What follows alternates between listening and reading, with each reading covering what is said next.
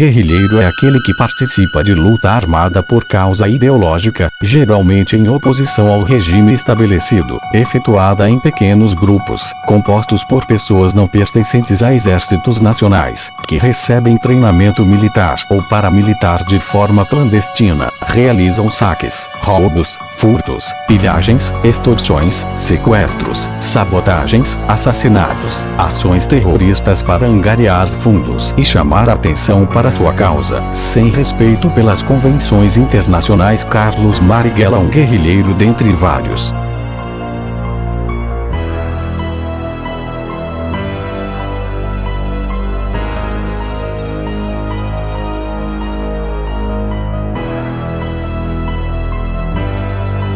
Carlos Marighella foi um guerrilheiro político brasileiro, um dos principais organizadores da resistência contra a ditadura militar iniciada em 1964.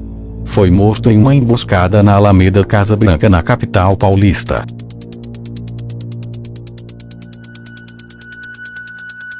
Carlos Marighella nasceu em Salvador, Bahia, no dia 5 de dezembro de 1911.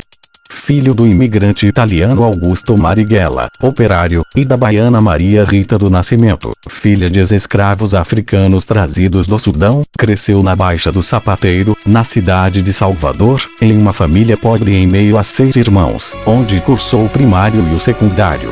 Em 1932, já envolvido com a militância política, escreveu um poema contendo críticas ao interventor do Estado, Juracy Magalhães, o que resultou em sua primeira prisão. Em 1934 abandonou o curso de Engenharia Civil da Escola Politécnica da Bahia.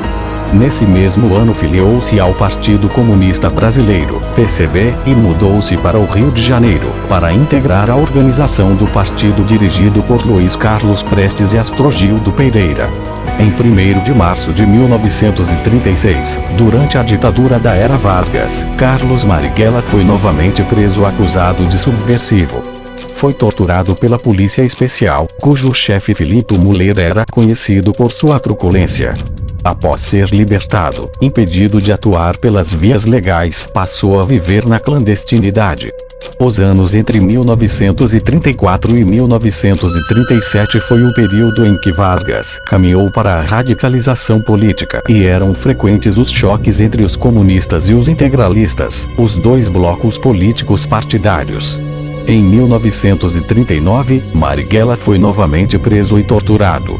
Ficou na prisão até 1945, quando foi beneficiado pela anistia do processo de redemocratização do país.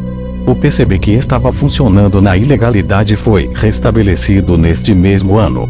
A aproximação de Getúlio com os comunistas alarmou os meios políticos do país. Alguns acreditavam na possibilidade de um novo golpe. Getúlio foi então deposto sem luta pelos generais, era o fim da ditadura. Nas eleições de dezembro, saiu vitorioso o general Eurico Gaspar Dutra. O populismo que foi instalado no Brasil por Getúlio durou até 1964. As lutas constantes entre o governo e as oposições civis e militares agravavam a crise política. As oposições acusavam o então presidente João Goulart de comunista. A classe média temia que o Brasil se transformasse em uma nova Cuba. Em 31 de março de 1964, um golpe militar derrubou Goulart e foi instalada uma república autoritária. Uma chamada Operação Limpeza teve início. Foram presos líderes sindicais, religiosos, estudantes e professores acusados de subversão. Em maio de 1964, Marighella foi baleado quando estava dentro de um cinema no Rio de Janeiro e levado por agentes do Departamento de Ordem Política e Social, DOPS. Em 1965 foi libertado por decisão judicial. Em 1967, por divergências políticas, foi expulso do PCB. Em 1968 fundou o Grupo Armado Ação Libertadora Nacional, com os dissidentes do partido. O grupo participou de diversos assaltos a banco, e em setembro de 1969 sequestrou o embaixador norte-americano Charles Elbrick, numa ação conjunta com o Movimento Revolucionário 8 de Outubro, MR8. Em um acordo, o embaixador foi trocado por 15 presos políticos. A conexão de Marighella com os frades dominicanos no bairro Perdizes em São Paulo era conhecida por agentes norte-americanos desde dezembro de 1968, informada pelo Frei Edson Braga de Souza. Em uma emboscada preparada contra Marighella, foram detidos Tito e seus amigos de convento, exceto o Frei Osvaldo. Frei Fernando foi obrigado a combinar um encontro com Marighella. Eles tinham um código que auxiliou na emboscada. Aqui é o Ernesto, vou à gráfica hoje.